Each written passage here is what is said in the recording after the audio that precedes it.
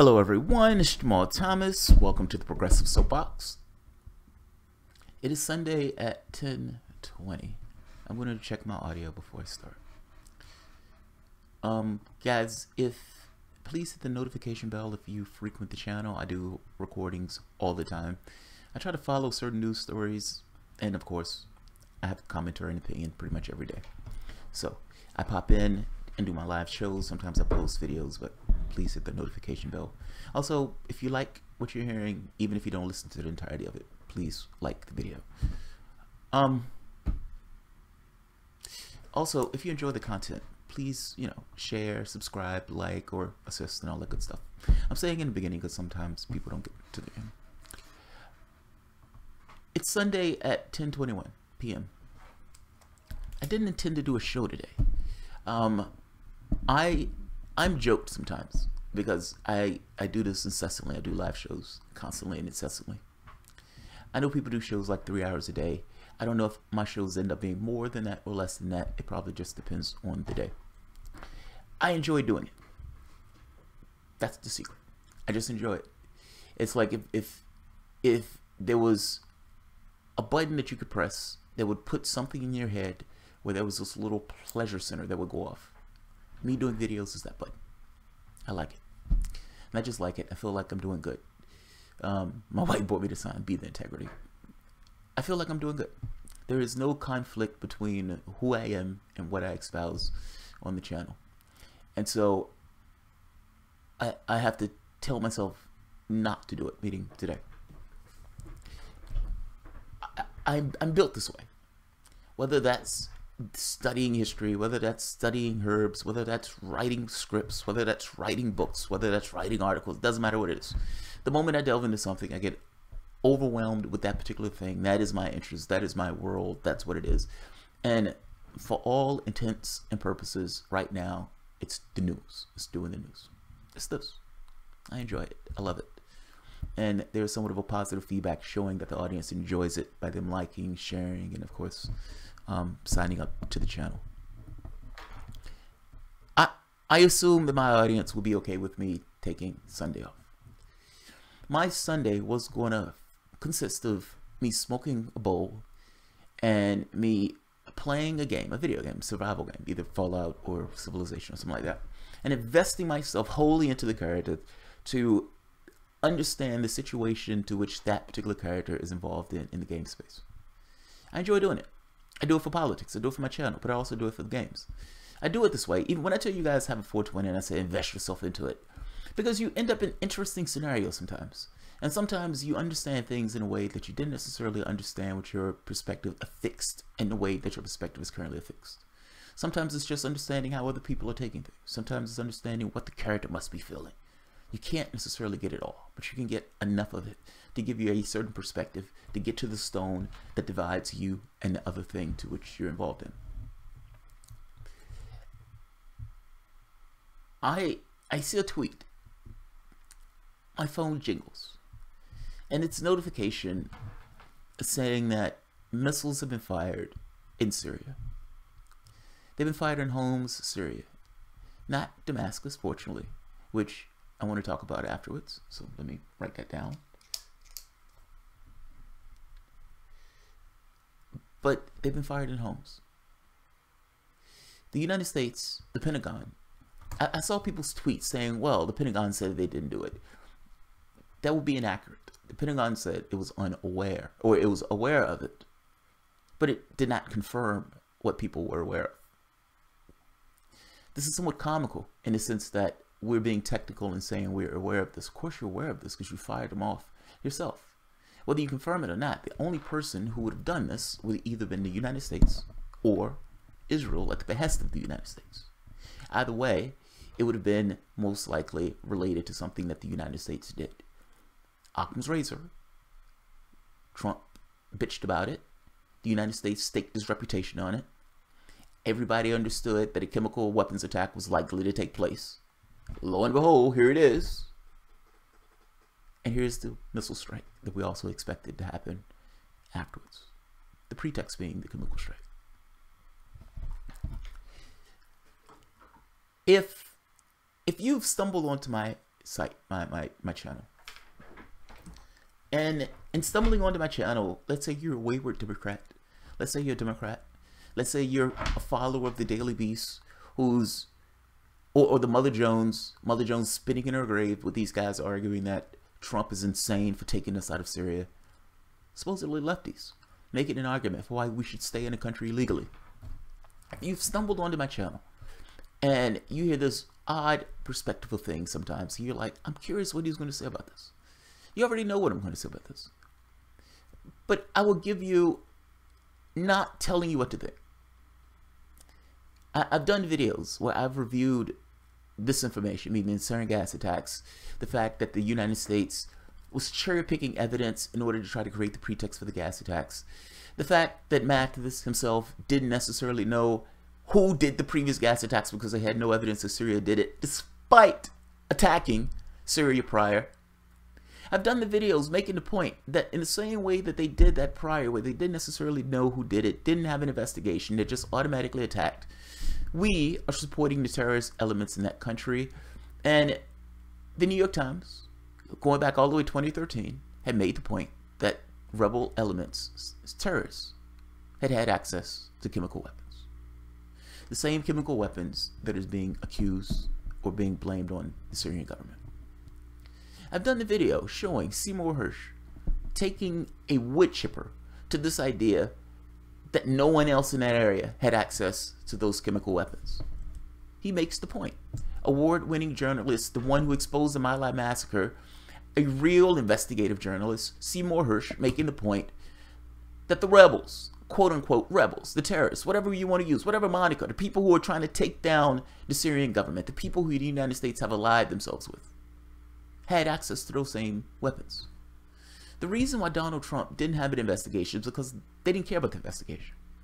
Whether the United States was working with the terrorist elements in that country when they pushed that chemical weapon in order to create a pretext for regime change, or whether we were just aware that they had these chemical weapons and didn't say anything about it, knowing that they were going to release these things, and knowing we were going to use this as a pretext to attack Syria, whatever the reasoning, whether we were associated with it or whether we're just using it as a pretext, it kind of doesn't really matter. It's still us working in coordination with terrorists to topple another government.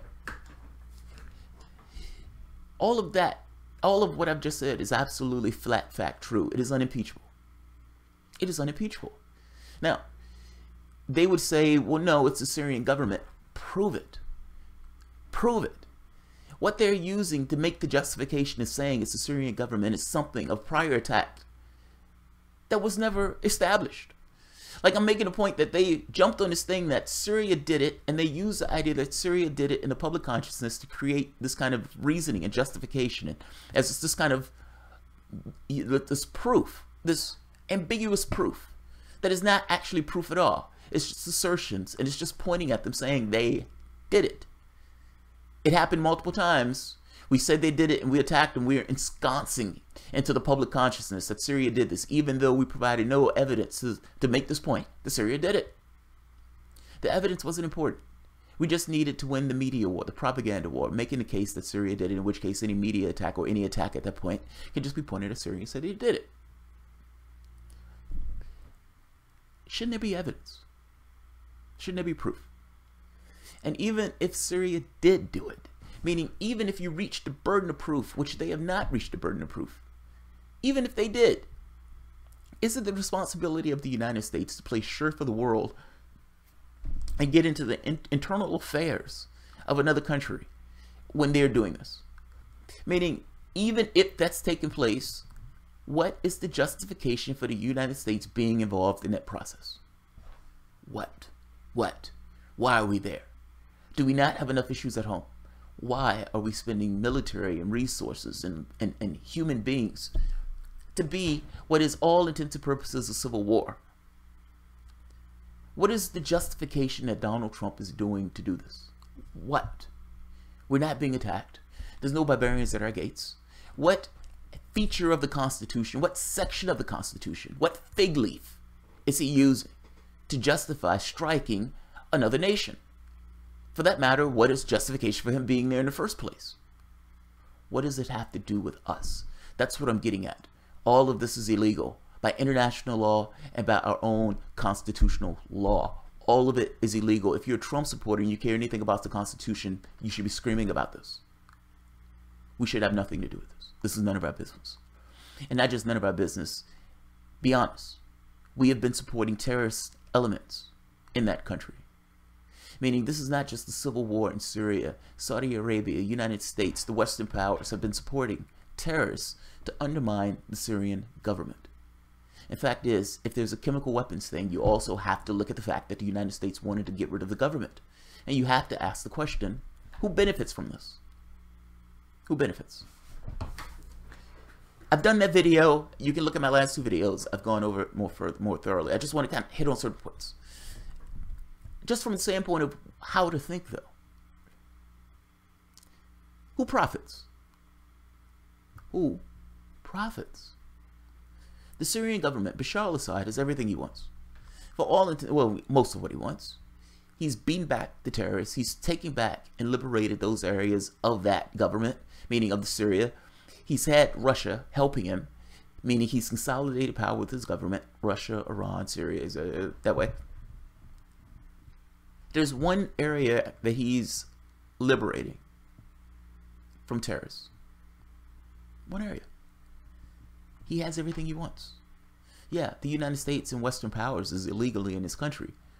But from the standpoint of consolidating his power, where his government was tottering on the edge of collapse, he has everything he wants. Then all of a sudden, a sarin gas. What would be the motivation for a government that already has everything they want, already is winning this particular war, has one last enclave that they're taking down? What would be the motivation for them to do that? That would be mad. That would be insane. That would give the pretext that the United States need to do what the United States wants to do, which is get rid of the government. He doesn't benefit from this. Russia doesn't benefit from this. The terrorists benefit from this. The military that the United States have been assisting, giving weapons and resources to try to topple this government, they would benefit. In fact is, U.S. policy on this, regime change, would dramatically benefit. The only people in this process, whether you want to say the United States is working with them for the coordinated gas attacks, or whether you want to say they just did it and the United States is using this as a pretext to push through their militaristic regime change foreign policy, I would make the point that that's a distinction without a difference. It doesn't really matter. Ultimately, this is the only system that profits. The United States and the terrorists. That's all that profits. My point is, they would have no reason to do this. Now, don't take my word for it. Just think about it. Think about it for yourself. Don't think about it from the fixed position of the United States. Don't think about it from the position of the narratives that you've been fed and given. Think about it from the position of political actors and political gain and this kind of game theory type of way of how do I benefit and how do I expand my own space. Think about it from that standpoint. You're going to be given certain narratives by media, by the politicians involved, be it Russia, be it Assad, be it the terrorists themselves who are trying to topple the government, be it mainstream news. All of these people are political actors to some degree, and all of these people are going to give you narratives and stories that they want you to believe and absorb. Put all of that to the side and just think about the elements of what's taking place. Think about it for yourself. Who profits? Who profits? What on earth would Assad have to gain for this? It makes no sense. Like, there's no logic to this, that Assad would do this. None. There is a logic to it why the United States would do it. There is a logic to it why the United States would use this as a pretext. And the logic is that they've used it as a pretext prior, when Obama tried to do an airstrike and pulled back on it. I'm making the point to you that the moment that you accept that the terrorists themselves have access to chemical weapons, then it goes out the window for this immediate and automatic blame of Syria. Now, Donald Trump, once again, has launched a missile strike, most likely, into Syria. He didn't hit Damascus. If he would have hit Damascus, we probably would be at war right now with Russia. The only saving grace is that he's perfectly aware that the Russian government is not backing down in their affiliation with Syria, and that they are warning not to go through with this. If you try to do regime change in Syria, we will step in. That is unequivocal. China meeting with Russia and saying aloud to the press, we are allied with Russia and we want the United States to know that we are with them in this regard. I get sick of doing these stories. These stories concern me because for all intents and purposes, when my other job took priority, you go about your affairs, you may do a few stories, but you don't focus on it. In this case, everyone should be focused on it. I understand people have all these things that they need to do in their lives. They go about their affairs, etc., etc. But the fact is, people have been asleep. And while they've been asleep, you've had maniacs at the helm of the wheel. And these maniacs have been doing things that have been creating antagonisms across the world. Detach yourself for the moment, purely from the perspective of American, of you being in America. Take the perspective of other countries with regards to how we go about our affairs and foreign policy. We've literally put military in Syria. We've literally supported terrorists. The previous administration, Obama, supported terrorists to try to topple the Syrian government. The same Obama went into Libya and destroyed that country, and they have essentially slave trades. Now, with a success rate like this, you would think that they would have a little bit more ambivalence about going through with regime change policies, but no, they haven't. If that was us, if the situation was reversed, if Russia, say for the moment that Texas seceded from the United States, they said, fuck it, we're leaving. We don't like you, we're leaving. Russia supports Texas. Russia puts military in Texas. And putting military in Texas, Russia says, this is the Free Army of the United States. This is the Texas Free Army of the United States. They're not terrorists, they're freedom fighters. And they're trying to fight this oppressive United States government. 5% of the world's population, with 25% of those people in their prisons.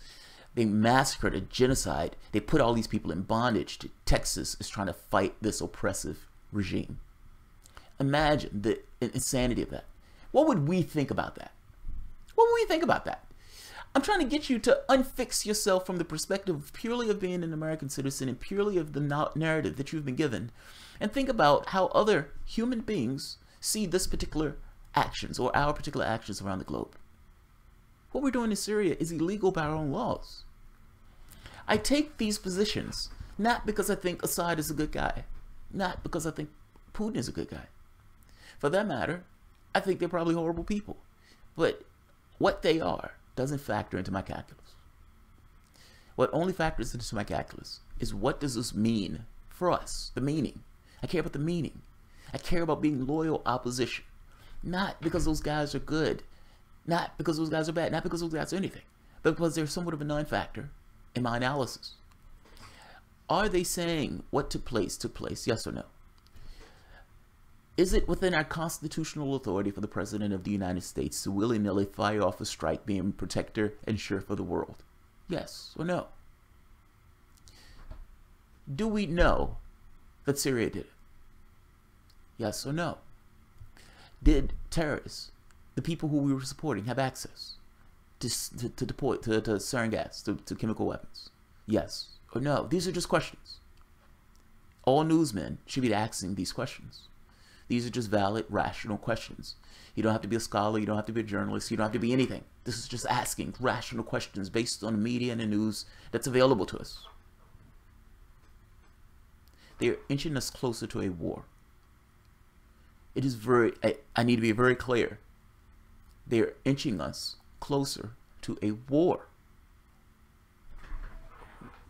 Be very, very clear.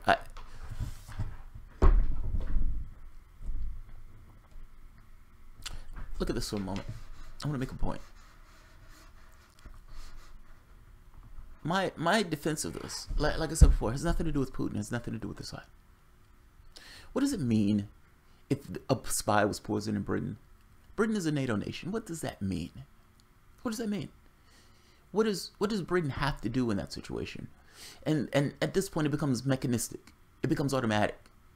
Meaning, there's certain processes that take place that goes beyond the individuals who are in power in those governments. And those things, yes, can slide down a hill very fucking fast. World War I was a slide down the hill extraordinarily fast. And at which point some of those things just become automatic. What does it mean if they release Syrian gas? If the Syrian government did this? If the Syrian government did this? What does it mean? The United States, even though it has no justification to do this, no moral high ground to do this, no international law or even its own law to do this, has already staked its reputation on this. If it's released, it becomes somewhat mechanistic that the United States is going to strike. I'm not shocked that the United States struck, if that makes sense. I'm more horrified by it. I assumed it was going to take place the moment that the Syrian gas was released because I understood that the United States wanted to use that as a pretext to attack Syria. Donald Trump says we're leaving, and all of a sudden, Syrian gas attack. Syrian gas attack. I care about the meaning, because the meaning is dramatic consequences for us, the way we position ourselves, for the rest of the world. What does it mean for the rest of the world when you have these two nuclear power nations at odds, where you have countries associated with the West spreading itself around the border of that country? We were willing to go to a nuclear war when Russia had put missiles in Cuba. We have missiles all around Russia and China. What does it mean?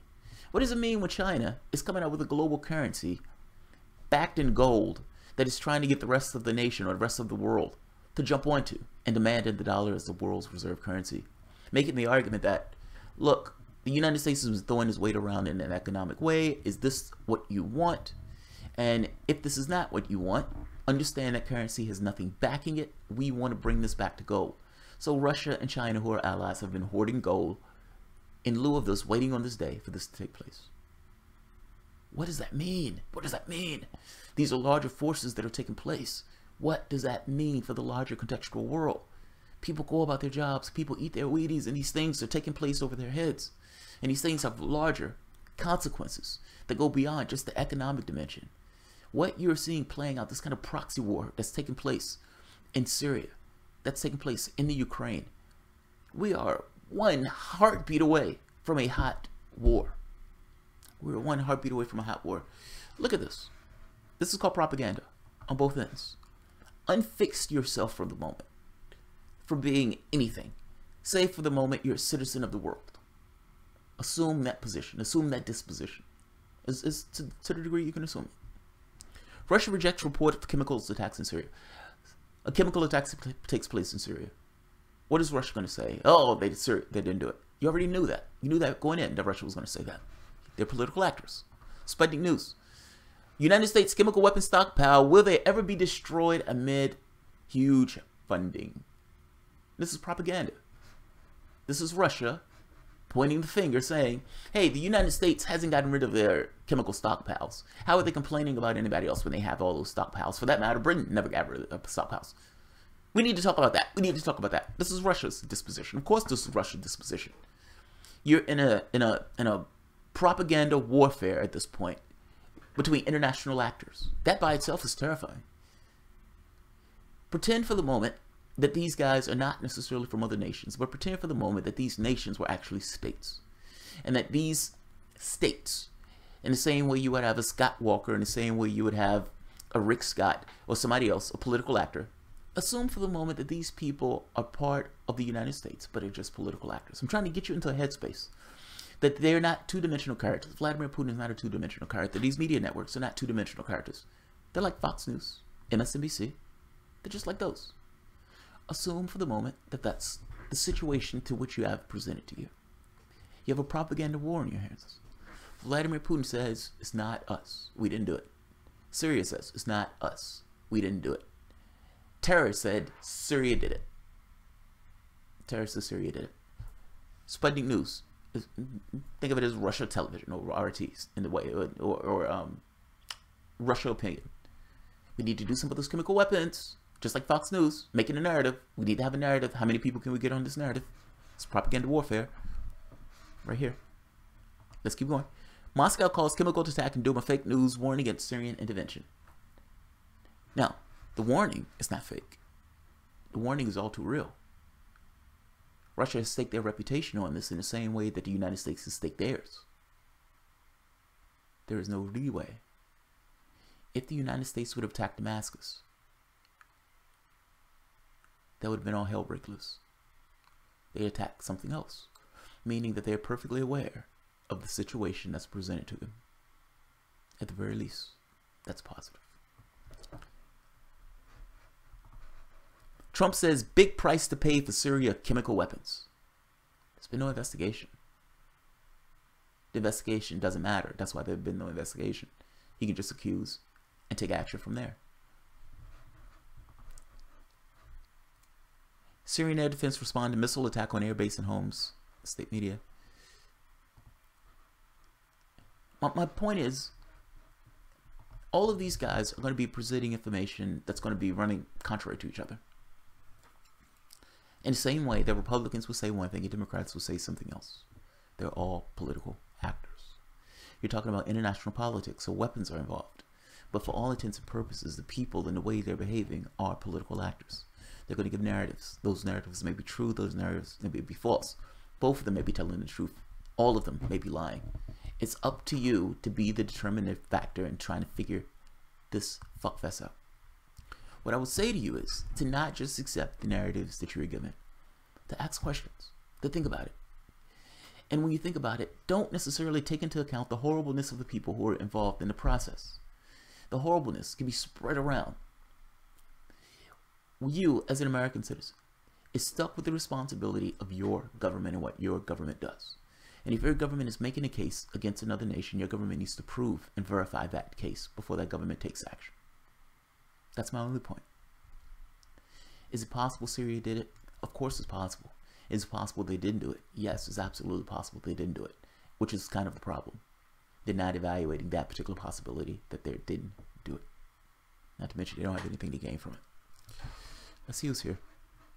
I just want to, I don't want to drag on with the story. I just want to make the point that it is extraordinarily serious. It is extraordinarily serious. We have a lot of people here today. It would be nice if our army men would all drop weapons, but this is all part of parcel of America's going down. We've sadly normalized murder through the guise of patriotism for far too long. Fletcher Daniels. Yes, that is so true. There are no easy outs. There are no easy outs. Like at a certain point, you go down a path for so long that you get stuck having to come back in that path. So assume for the moment you're a heroin addict for 10 years. What happens when you just immediately stop? It's not going to be butterflies and rainbows. You're going to feel like shit for God knows how long. But that's part of the price for being on that drug for so long. Like, but you can go down the line with this. It's not just that. Worked in a job that you absolutely hated because you love the money. You want to stop that job. What happens? The money is immediately going to stop. The incentive for that is to keep going in the way that you've been going, even though the incentive is somewhat of a negative incentive. It's pushing you along, even though you're pushing you along in a way that you don't necessarily want to go. Sometimes it's not what you want. And sometimes stopping, when you realize that you're going down the wrong path, comes with a certain consequence for it, that there is no magic door to get out of. We've normalized this. Even on the left, they howled. You had literally people on the left howling when Trump said we're going to take us out of Syria. I would have loved for him to honor that. I would have loved for him to have actually been honest when he was talking about that. But yet, you had some people who considered themselves lefty. Oh my God, he's giving up that territory to Donald Trump. How dare you, sir? This is what the left, or what they call themselves, has become. It's problematic, man. People like to use the scarecrow of how bad Vladimir Putin is and how bad Assad is as a justification for illegality. It doesn't matter how bad he is. Is what we're doing illegal? Yes or no? If that answer is yes, it doesn't matter how bad he is. That's a straw man. It has nothing to do with the conversation. What has to do with the conversation is what is our role in the world, what is taking place, and are they using somewhat of the pretext of a lie to allow us to get further ensconced into a military conflict that can end with a nuclear bomb? That answer is yes. That answer is absolutely yes. Putin does not want war. No, I don't think he does. I don't think China wants war. I don't think any of them want war per se. But I do think they will be willing to push the limits. This kind of brinksmanship. That, yes. The assumption that the other people would not be willing to go to a certain point, so we go to a certain point. Yes, they will do that. I'm trying to get the point across that at a certain point becomes mechanistic. The powers in play, the people who are part of the process become less important than the process itself. That drags us inexorably in a particular direction as one response follows another. This is dangerous. This is profoundly dangerous. The one saving grace is that they didn't attack Damascus. That is the one saving grace. Look, I'm not going to keep this one too long because I'm up. So while I'm up, I'm probably going to do other videos. But